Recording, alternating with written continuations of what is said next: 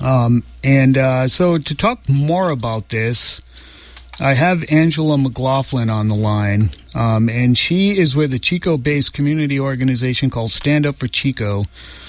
And Angela is also on the board of directors for a Safe Space Winter Shelter, and she is a fervent advocate for housing our houseless people, the population in Chico. So, welcome, Angela. How are you doing tonight? I'm doing pretty well. How are you? Great. So let's get right into it here. So what's happening? Why don't you give us a quick overview about these camp sweeps and the threats of citizen arrest and who's behind all of this? So we've had about 100 people evicted so far, and that's from the Lower Park area, and now basically Lower Bidwell Park from like Annie's Glen up to the end at Valambrosia and Manzanita. I think almost everybody's been taken at this point, forced out. We had a lot of the folks from the initial sweep moved over to the island, that little triangle where Cypress and Pine come together, and that was the next place where they did evictions, and advocates helped people move from both of those places. A lot of folks came down and helped people move their belongings from Lower Park into the island, and then from the island there was a piece of property located by advocates that was city property that seemed to, as far as we could ascertain, to be not agreeing. It's not a parkway. There was enough of a setback to keep people back from the creek. It seemed to be in compliance with everything that they were saying. And so folks helped people move over there. Within a week, they were evicted from that. And at that point, city police started escalating their tactics. When I arrived that morning, they were telling people that they couldn't come in, and they had the road blocked.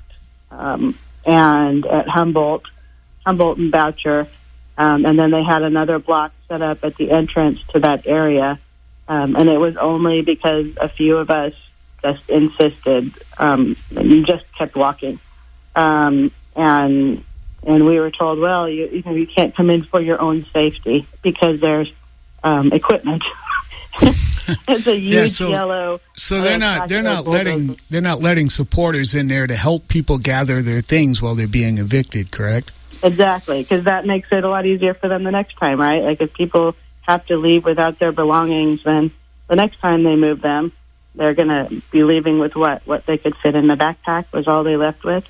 And they also, I think, are trying to obstruct this from the public view. A lot of people have been shocked at photos of what's happening, particularly in light of the fact that people literally have no place to go. There is no city-sanctioned place, and I have heard multiple people ask police officers, where should I go? What should I do? And the police officers say, we can't tell you where to go, but you can stay here. And so there's no guidance. There's there's nothing for them. And completely lost my train of thought. Yeah, so they're leaving them with no options whatsoever. Yeah. Oh, yeah. So back to Boucher. So they tried to keep some of us from coming in, insisting that it was about the presence of heavy equipment, which was, it's a yellow tractor, very, very obvious and easy to stay out of the way of. And they also tried to block access to the press. Natalie Henson from the ER came in. I'm not sure how she finally got in, but they initially denied her access. Karen Laszlo from Chico Sol also tried to come in, and she was kept out completely. When I left, she was sitting out across the street. So they're trying to hide it from folks, and they're trying to prevent anybody from helping people to move. And at the last round of evictions, they amped it up again, and that they're sending out a notice. And so this was for the folks over at the overpass in Bidwell Park. And that was another place that people thought maybe it's okay to be here because this is Caltrans property, and so it's not city property. Oh, that's not even city property. Right, but apparently there is an agreement with the city dating back to 1969 that says that the city will maintain the area underneath that overpass. And so on that, they seem to have decided that they could clear people out of there. And so the new tactic was to prevent people from helping them, is that they send out the notice. They say that they're going to come on Friday. A lot of people showed up, and then PD just never came. And then they said, they came after we left and told folks that they could better be gone by Monday. They'd be there on Monday. People went back Monday. They weren't there again, and then it was Tuesday morning. And it's difficult. I mean, most folks that are helping, if they can, have jobs, and so it's really hard to keep showing up for this. And I think PD, I really feel like this is all part of a concerted strategy to ensure that people don't get help. This is not witnessed, and that they are not able to take their stuff with them. Yeah, it sure sounds that way. So yeah, I've read this letter that the city of Chico received from a vocal anti-homeless activist here in town, and suggesting that the city stop people such as yourself from helping unhoused people while they're being evicted from public encampments, or he would begin implementing what he called citizen arrests. Now, I know you received a copy of that letter as well, which is kind of strange. So tell us, why do you think you're being targeted with that letter, and what's going on with this? I mean, I don't know all the answers to why I received the letter, but somebody definitely wanted to let us know that this was afoot. Are you the only one that received it? Were there other...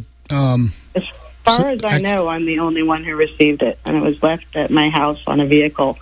So as I said, I don't have a lot of answers about that, but it is a stunning escalation. A lot of us who have worked with the homeless have been concerned for years about the we've been worried about vigilantism and vigilante violence. People are really hopped up and angry, and this rhetoric just gets fed. And now you've got this guy out there who he not only said that he would begin doing citizens arrests, but he said that he would encourage people to do citizens arrests and provide them the tools to do so. So we've got somebody now telling the community that anybody that's helping the homeless move somewhere is it's open season on them as well. And it's very concerning that could escalate to violence. That attorney is definitely known to carry a weapon, and he's working with folks that have also had felony weapons charges. So it's really alarming, and I'm stunned that the city has done so little. It appears I did a public records request on that. And the city says that there was no response. I requested any response from any city official to that letter, and it appears that there was no response from anyone. And we finally got a press release from Chico PD yesterday after, I think multiple individuals, Stand Up Chico, people in leadership, multiple news organizations. I mean, a lot of folks had to contact them to get a very grudging press release from Chico PD that starts out describing how citizens arrests can be conducted, and then kind of grudgingly goes on to say, well, you should ideally call law enforcement because law officers are trained. If you're just tuning in, you're listening to The Real Issue on KZFR, and I'm talking with Angela McLaughlin about the homelessness situation here in Chico, and specifically about this letter. How do you think this kind of rhetoric is affecting homeless advocates' the willingness on their part to help with the camps and while people are being evicted? Yeah. I mean, I think that people that are I think it's particularly chilling for people that are in leadership positions in our community. Scott Huber has brought his truck and helped people move. However, if he is censured or arrested, whatever role in city leadership he has will be effectively over. And so that's a balancing act to try to figure out whether taking this action and helping in this moment is more meaningful than trying to influence solutions from the inside. And I have no idea. I haven't talked to him about this. I don't know what his decision will be.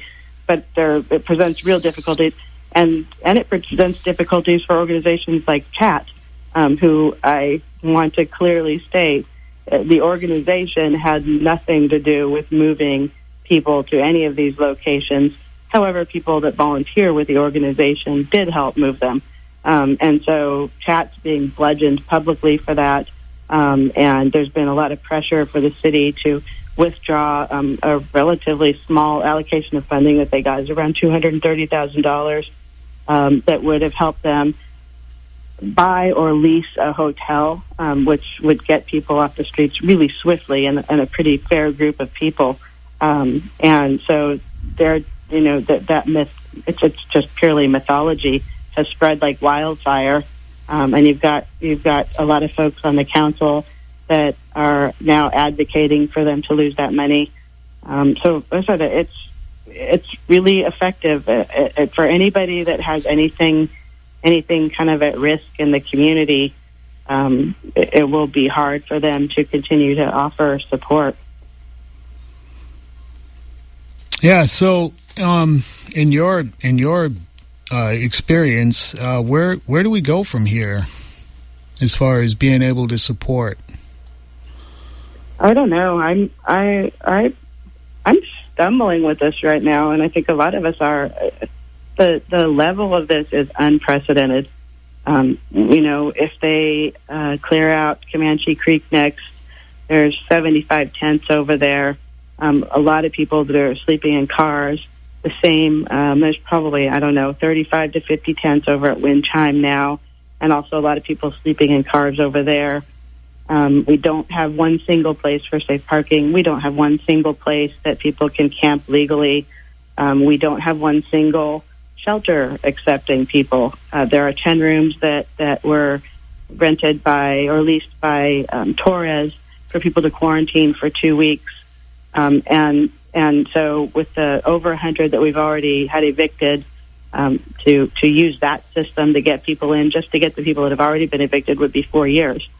So, I mean, there are effectively no solutions, and nothing that advocates can do except help people move to another place, and possibly get arrested, because there is no legal place to move people. And Sean Morgan has been extremely clear about this. He was on a radio show a couple of weeks ago and stated outright, we're going to keep moving them, and we're going to keep moving them until they leave. And that's the goal. That's the intention. They don't have there is no plan to have any options available, because that doesn't make them leave. And it's infuriating. It's despicable. And it's leaving, I think, a lot of people that are advocates feeling pretty helpless at this point. And that's just from the advocate side. I'm not even beginning to talk about how this is affecting people on the streets. They're exhausted. They just want to stop. One of the first things when I was helping folks at Voucher move, I talked to one of the first things out of somebody's mouth when I got there was, God, we're just pawns. I don't want to keep on being a pawn in this. They understand the situation. They're not stupid. And they're tired. You talk to them and they're like, just tell me where I can go. Like, just tell me where I can go. And we have no answers. Nobody has any answers. It's just unprecedented. Yeah, I mean, this goes beyond just even a lack of political will. I mean, this is an outright policy of making life impossible, so they'll just leave. And even on the within the more liberal council members, their hands are tied as well. Yeah, I mean, it is truly, it's human suffering as a strategy right now. Say that again? It's human suffering as a city strategy or city policy right now. Yeah, I've all that it is. Yeah, I've been shocked by the cruelty, and without Safe Space operating this year as well. And could you talk a little bit about what happened with Safe Space Winter Shelter this year? Why it hasn't operated? So I can give you very broad strokes, but I haven't been with Safe Space since last March or so. So a couple things. They have been operating, I believe, in partnership with Torres Project Room Key, and that project has housed up to 150 people. That's good. Yeah, so I mean, up to 150 people have been in the hotels at a time. I think it's down to a little over 100 now. And they've also actually, from that, permanently housed over 150 people, which is incredible. It's that doesn't sound like a huge number, but in Chico and in the county, housing that many people in a relatively short period is pretty unheard of. So there was that. They've been really bogged down with that. There is the problem of congregate shelter with COVID.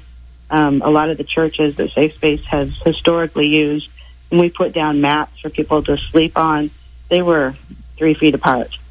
And that just could not happen. And then the other thing was that they put a lot of eggs in the basket of that they were working on obtaining a building, and the landlord pulled out of that and decided to rent to someone else. And that I think that happened, I want to say, in November, maybe October or November.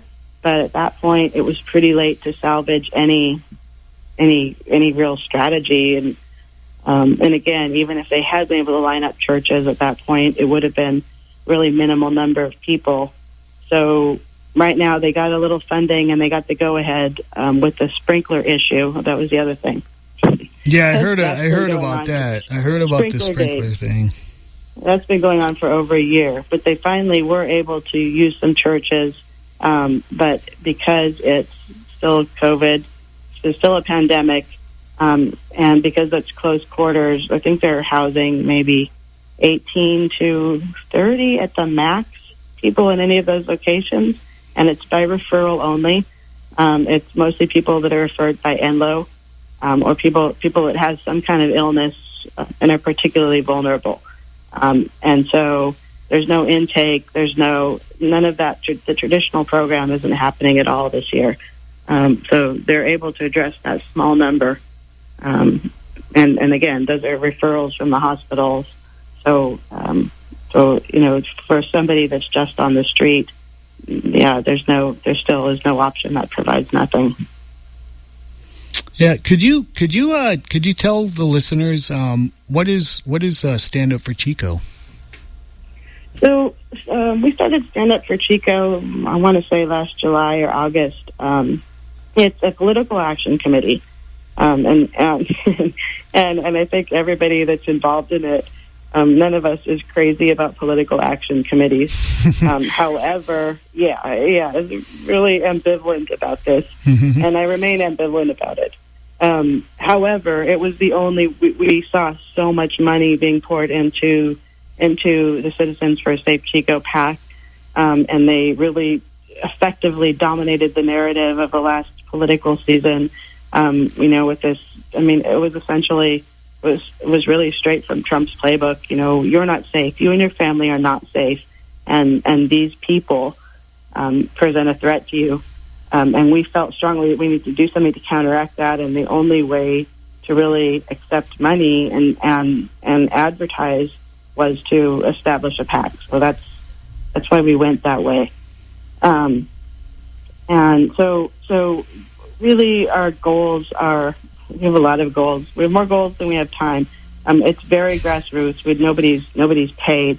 And so our main focus right now has been on homelessness, just because it's been so pressing.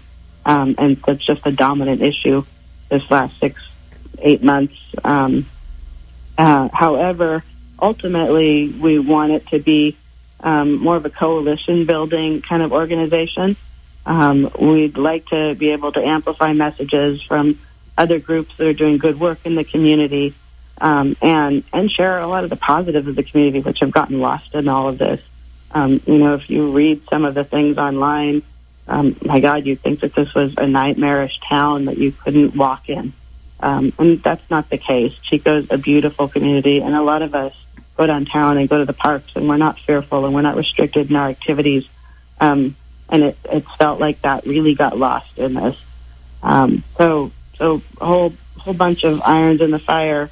And as things evolve, we hope to also, partner with other organizations like Sunrise and CC4J, Citizens for Justice, other organizations like that, and hope that we can amplify messages. We also want to look for ways to advocate for affordable housing, because that's the other side of the coin with homelessness, and the big reason for it. There's just an unlimited number of things to do. Yeah, affordable housing. Not a whole lot of that being built in Chico, and that could be a whole hour-long topic here on the real issue in the future. So is there anything else you want to add? Anything else you want our listeners to know about, or any other ways that that they can be supportive, Angela? I mean, some of the basic things are we really need to make our voices heard, and we're going to get ignored right now. However, if 60 people speak on evictions from business from the floor, at every council meeting, that starts to make it's wearying for the council, and it starts to make it clear that there are enough people concerned if you can start to get those numbers. So it's really important for folks to get engaged, and speaking at council right now is a little easier for people that don't like public speaking, and I'm one of them. Yeah, they do a Zoom. The Zoom meeting is ideal because you don't have to stand up there in front of a group, and it's pretty straightforward to use. But yeah, writing letters. If you anything that you can do to help homeless folks right now. I mean, folks are still in need of cold weather gear. A lot of people have lost tents, sleeping bags, and things in these sweeps. Patrick Newman is down at the plaza on Sundays, usually right around noon. His organization distributes things like socks. And what organization is that? Chico Friends on the Street. And they distribute, and they'll chide me for not getting this right. So I'm not going to go into the whole purpose of his organization, but one of the great things that they do every Sunday is distribute necessities to folks. And that includes food, socks, coats if they can get them, blankets, tarps. So that's a great spot to if you have things to donate and you want to help. That's an easy and regular place to take things, and it will make a real difference. And yeah, other than that, we need to just keep the pressure up on public officials, make it at least difficult for them to do this without it being acknowledged, and without us being noisy about it. Yeah, I know there was a act of civil disobedience prior to the council meeting last night in front of the chambers, and it led to one arrest anyways. Yeah, that was horrifying too. I saw a video of that, and I'm not sure if Guillermo covered it, but what was really horrifying was that he was arrested. It was they were laying down on the ground, and he was arrested for obstructing the sidewalk. And the video right before he was arrested shows Sean Morgan and Matt Madden walking up the stairs right past him, obviously unencumbered. Yeah, I saw that video. Yeah. Unhindered by his presence. Uh-huh. So, and he's an older guy, and that's worrying for folks. Activists are also worried now because of COVID. There have been multiple outbreaks at the jail. And you get thrown in a cell. Alarming. Yeah, you get thrown in a cell that probably hasn't been sanitized. Yep. Yeah, pretty stunning. The PD just continues to escalate this and is not doing anything to advocate for any solutions. Matt Madden, by the way, is the most uncommunicative police chief I've known in this city. I've reached out multiple times. He routinely ignores requests from citizens, news organizations, and starts to play favorites with news organizations. If he doesn't like your coverage, he doesn't call you back. And that's the same with advocates. So that's certainly contributing to problems. Okay, so we're pretty much out of time, Angela. Thanks for coming on tonight. And you said that one of the best places that's very regular is Sunday if you want to make donations to alleviate some of the suffering of our houseless population. Is come show up Sunday at City Plaza around noontime, and Chico Friends of the Street will be happy to take your donation and distribute them there in the plaza. Yep, absolutely. Okay, thanks for coming on tonight, Angela. All right, thanks a lot. Have a great evening. You too.